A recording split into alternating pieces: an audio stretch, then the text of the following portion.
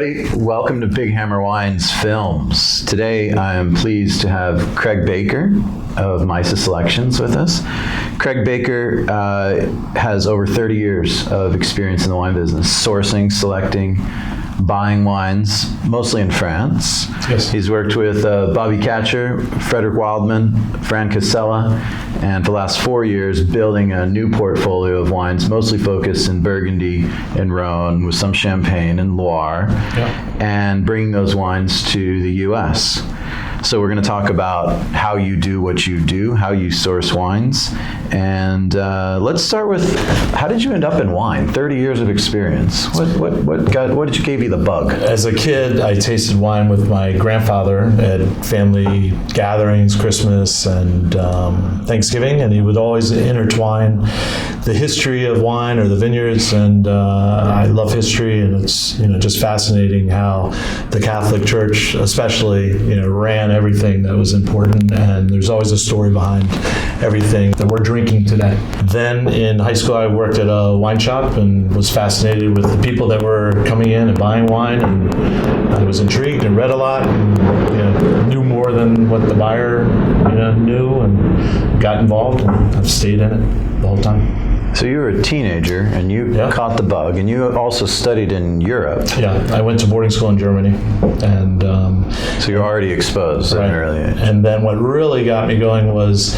Terry Thies, who is from Washington, D.C., where I came from, got me an internship at Walter Strube in Nierstein. And I thought I wanted to be a grape grower, but I quickly found out that I did not want to be a grape grower on a big hill, especially. And it's really backbreaking work, and scary to drive a tractor down a big hill. And so I did that for about 4 months, but really ended up just going around. He gave me his car, and I went around to all of Terry's properties and did little stages. I worked with Ernie Lawson for a couple days, and Selbach Oster for a couple days, Bruder Dr. Becker, and just really learned a lot of different techniques, and there's many different ways to make wine.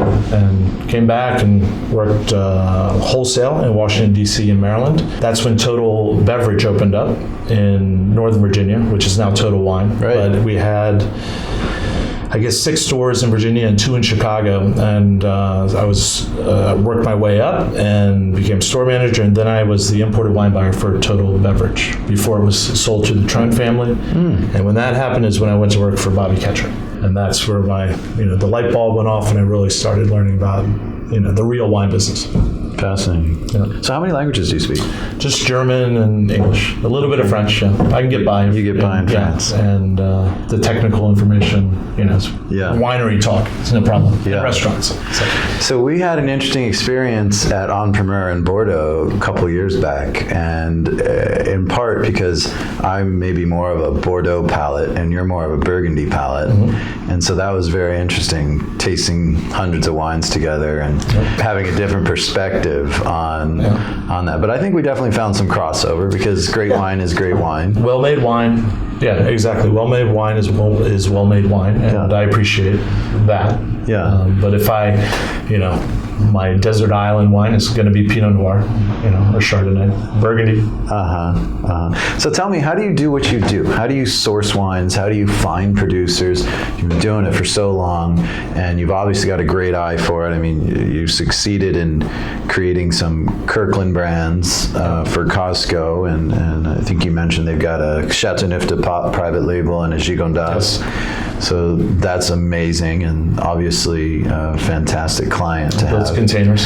Yes. But how do you identify these great wines? Well, a lot of it goes back to the Catcher days when Bobby introduced me to so many. I mean, he was one of the absolute iconic importers for Burgundy, and he introduced me to a lot of these people, and that's really how it goes. You meet a great grower, and then you're asking, do you know anybody else in the neighborhood that's making great wine, not being represented in the United States or has extra wine? And you go and taste, and they set up an appointment, and you either like it or not, you negotiate price, and In Burgundy, the biggest problem is, what kind of quantity is available. And in many cases, you're trying to divvy up 2 barrels of wine, some Grand Cru or Premier Cru, amongst 30 different countries. So, okay, I can give you 8 6-packs. And then you say, oh, is that worth it?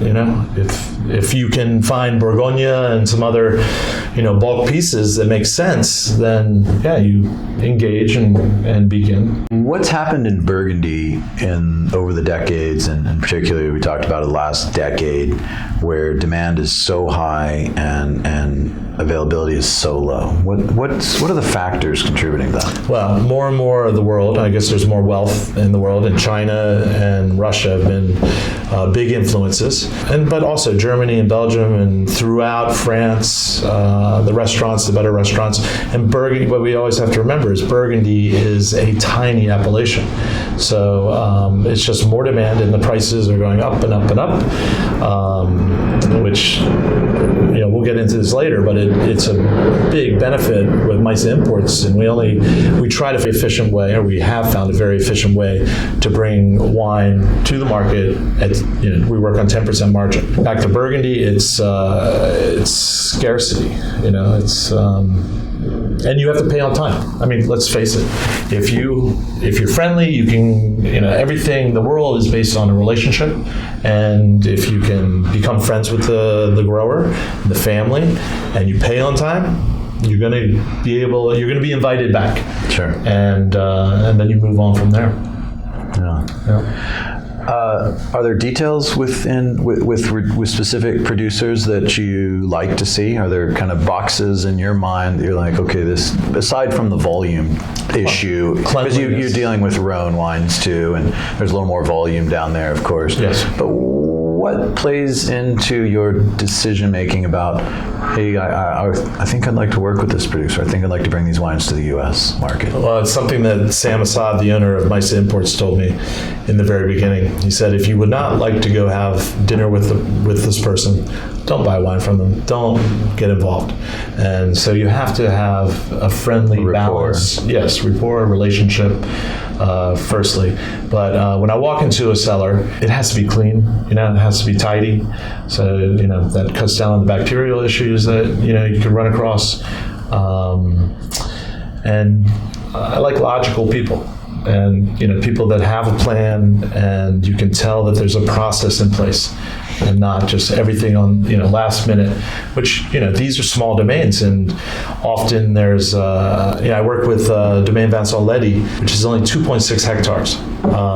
He has no employees, 7 appellations, and but he has an absolute plan. He's probably one of the most meticulous growers that I work with, where I feel comfortable that it's going to be, it's going to get it from A to Z correctly and cleanly. So I don't like a lot of new oak. Some growers I've run into, they like to whack it with a lot of new oak, and that's sort of a turn off. I like to smell the vanilla and the toastiness of the barrel, but I don't like to have a ton of it in the mouth to mask the fruit. And that's something you run into as well. So I think over the last 5 years or so, the new oak percentage has dropped. Yeah, especially 15 years ago, anybody who was fancy was trying to be DRC or Complafont or someone, and whacking with a lot of new oak because that's what they did, and it's not always equal that way. The first thing I look for is balance in the wine. I like to be able to taste the terroir. That fruit should be the first thing that you taste in Pinot Noir, in my opinion. For sure. We were talking about Clos Vougeot, and I think one of the things for consumers is Burgundy is quite complicated.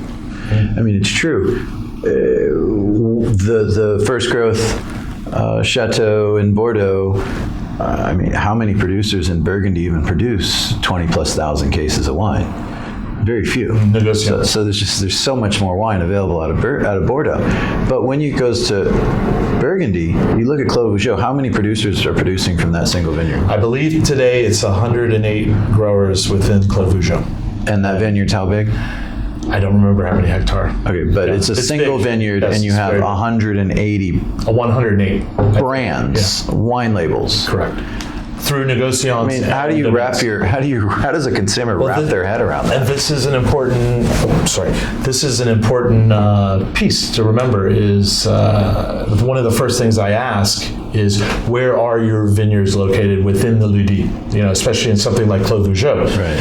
There are two hills on the back of the club where you have slope and Burgundy. Everybody probably knows this, but slope is very important because it gives you great drainage, and Burgundy is a wet climate typically. And those are your best two spots where you can create really beautiful wine. And then there's a lot of flat area in the middle, which can be very, very good. But when you go along the wall, the front of 974 and then up the back wall on the cote, you're in shadows. It's a 6-8 foot wall, and you're in shadows for 2/3 of the day. And especially down on the road, you're in puddles. So you can taste unripe green flavors. Yeah, exactly. Dilution. Mildew problems. And the problem is that every Clos Vougeot that you're going to run into is going to be $100, $150 to $200 a bottle. And there's huge variance in the quality. In America, we have it right, I think, most of the world. You have it right by the grower, the producer is the largest thing on the label, typically, everywhere else in the world. But in Burgundy, it's the vineyard that's the largest. That's the largest thing on the label, and misleading. Can be very misleading. Well, it's I don't know. I equate it to music or art or a great chef. It's who's doing the work.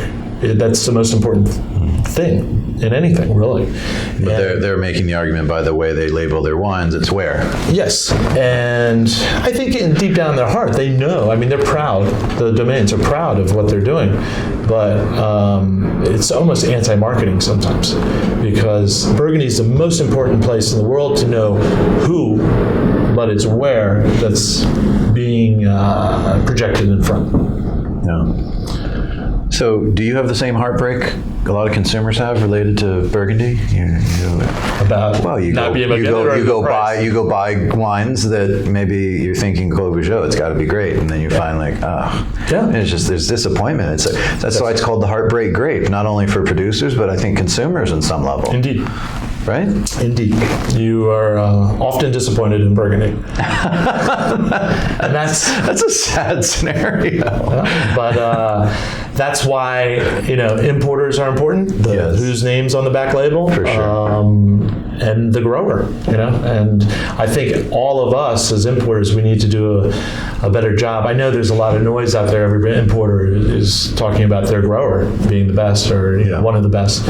But it's really up to the consumers to figure out and just look at the correlation of maybe the profile of fruit and oak and this and that, and you can find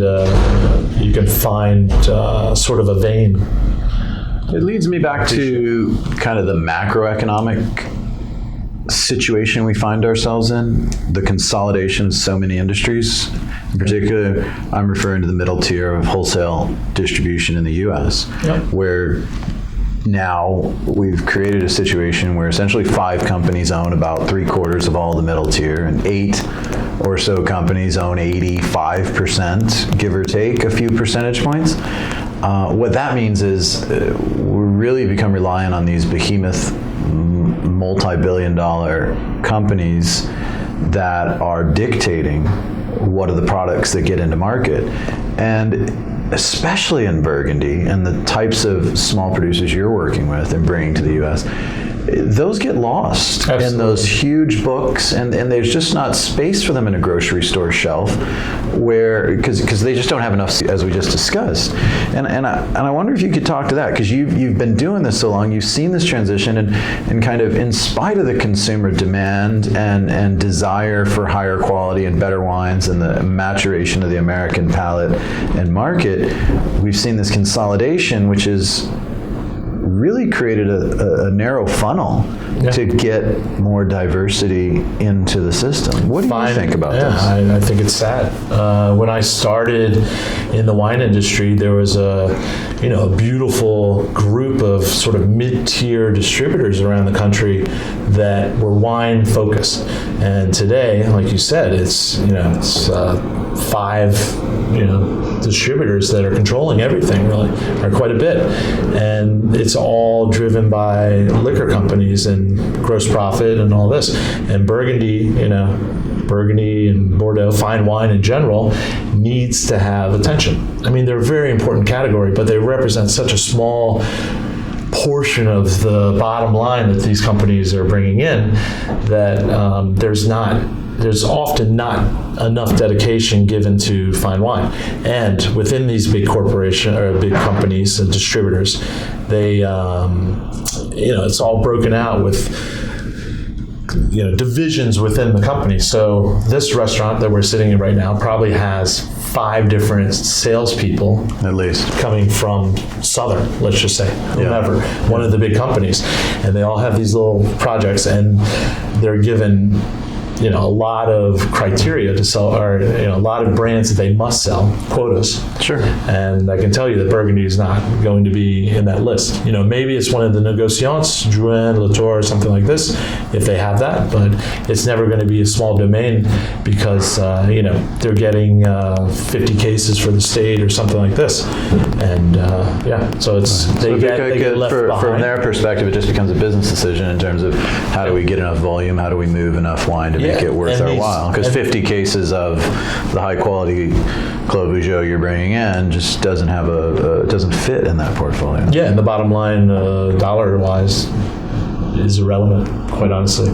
But these mid-tier fine wine distributors that used to be around have all been bought up, and I always thought, or like Bobby, if they've already retired, the importers. I mean, there's good importers going out and finding it, but it's about getting attention, and but I distribution. What I always thought, though, coming up, because you had these mid-tier. And then I saw all the consolidation and these companies going away and cashing out or whatever. But I always thought it was going to be cyclical, that it would just be too top heavy, and there would be another influx of mid-tier fine wine centric distributors. And it hasn't happened. And we see it in so many industries. How many car companies are there? How many telephone companies are there? How many cable companies are there? How many people are competing in online video, or for versus the Netflix versus the Amazon Prime? There's few options, and so the consolidation is a real issue. But especially when we're talking about the diversity of products in wine in particular. So it's a challenging market out there, isn't it? It is, yeah. I mean, I'm on the road at least 2 weeks a month, usually 3 weeks a month. I think I've been on 4 days in the last month. Wow, your family but I just got back from France. But, bless my wife. But yeah, you are the way I do it. And I guess I'm old school, but I want to make relationships, and I want to meet people, and I'm a very honest person, and the wines I think are very honest. And with our pricing, the more people I can meet, it's very easy to understand the value that we bring to the marketplace. Yeah. We were talking earlier about how with the let's say the large model and the model that where we sort of have been over the many decades here is that you've seen producers complain that the intermediaries, the importer, the distributor, even the retailer made more margin on the sale of their wine than the actual producer did. Indeed. It was always a point of contention. And that's insane. And that's insane. And so your model with MISA is much more lean and direct to market, and building those relationships is key to bringing more producers, better producers, and diversity into the marketplace. And I think it forges a better relationship with the growers as well, because we are 100% transparent. I just got back from Bordeaux and Burgundy, and I had 2 customers with me, so owners of one from Florida and one from Missouri, and everything is transparent. We talk about the Exceller pricing directly in front of them, and they see the math. And when I send offerings to them, the formula's there. I mean, it's my Exceller price times the pack size times the currency plus the freight to get it over here, our 10%. Yeah. Boom, their state tax, their delivered price, and it's refreshing. It's a new model. Well, and it seems like it's going quite well. Yes, yeah. Because we love working with you guys. And this whole portfolio is only 3 years old, and we went from 0 to 40,000 cases in 3 years, which I never thought was possible, but it's happened. Yeah, And that's awesome. Congratulations. Upward and onward. Yeah. So, one thing I like to ask people is, do you have any great food-wine pairing experiences, things that you enjoy sharing in that special night, maybe with your wife? What would you eat and drink? Well, we have 2 kids, 2 boys, 10 and 13. So we have a loud house and busy house. So I love food. I love fine dining, but I don't. It's not something that I need. So I like simple things. I like simple roasted chicken with some mushrooms or a veal chop. Just simple plates. I don't like 17 ingredients on a plate personally, but Pinot Noir. But I like all wine. I love Riesling as well. Riesling and just a quiche. On a Sunday morning, perfect for me. Sunday afternoon. Well, which Pinot Noir would you? From a good producer. That's the first thing. What level? I mean, there's good village level. I mean, I'm happy with well-made wine. I don't need to have Grand Cru. I'm not a fancy person, and if it's balanced and fruity, it's great. But yeah, I'm not going to shy away from the Côte de Nuit for red wines. The Gevrey. I guess Chambolle. I have affection for Chambolle Musigny, the silkiness of it, and the softness. And Gevrey too. You mentioned Gevrey. Gevrey, beautiful. Yeah, the sternness and the power of Gevrey is always Maybe intriguing. let's talk to that a little bit, just because we were talking about the confusion in Burgundy. Can you give us some ideas? You spent so much time there on the landscape of the AVAs, the Appellations, and where you find distinction, and maybe help some of our listeners make some determination about what they may like in a Pinot from Burgundy. Well, Burgundy's sort of done it for us. Back in 1936, they did the classification of Grand Cru, Premier Cru, and village and regional wines. But again, you don't have to drink Grand Cru. I mean, basically, my feeling is, and this is what I was taught, is Grand Cru and Premier Cru basically means that these vineyards have a better ability to ripen fruit every vintage. So potentially speaking, these are going to be bigger wines, more structured wines, more power. You'll get more new oak on it as well, but they're not necessarily better. And what I try to do, especially in sourcing wine in the different lieux-dits, and this is the really difficult thing about Burgundy. And I mean, I've been going to Burgundy for 30 years, but I think probably just 10 years ago, I mean, it's really sunk in where I really I feel pretty comfortable with where the lieux-dits and where the exposure of the different vineyards are in association with the Grand Crus and Premier Crus. So I try to always get as close. If it's a village level lieux-dit, it's across the street from Montrachet or Gevrey. Yeah, like En Seigneur. I work with Guillaume Moncler in Pouligny Montrachet. And you have the Montrachet Vineyards, and then Little Road, and then Batard Vineyards, the Criot and Bienvenue and Batard Montrachet. These are Grand Cru. Yep. And then there's a triangular vineyard called Enseigneur, which you don't see in America very often. And Corinne of Guillaume Moncler has a beautiful parcel there. And it's at the top of the slope of Enseigneur. It's literally 10 feet away from Batard Montrachet. Which is $400+ a bottle. Yeah, and we sell Enseigneur for 37 wholesale. Yeah. So it's great value. Yeah, it's great value. And I try to look for those things. And I think when you know that, you can go into the conversation with a little bit more, I don't know, professionalism or something, and source better wine. I think it goes back to that value equation, but you also have to be able to tell that story, because if you present that appellation, most people don't know about it. No, they won't know about it. And then you tell that story, and that's how I sell wine. And we were speaking earlier about points. Yeah, we have points and all that stuff, but I don't sell on points. But yes, I understand that they're important for retailers and for consumers to make a judgment. But so I offer it out there, but I won't quote it when I'm selling, because again, I think, Robert Parker is a perfect example in Bordeaux and California. He likes big, powerful wines. He doesn't mind 15.5, 16 degree alcohol wines. And many consumers probably don't like that. But when they see 99 points, they say, oh man, this must be outstanding. But if you're someone who doesn't like those things, 99 points doesn't mean anything to you. It's you have to.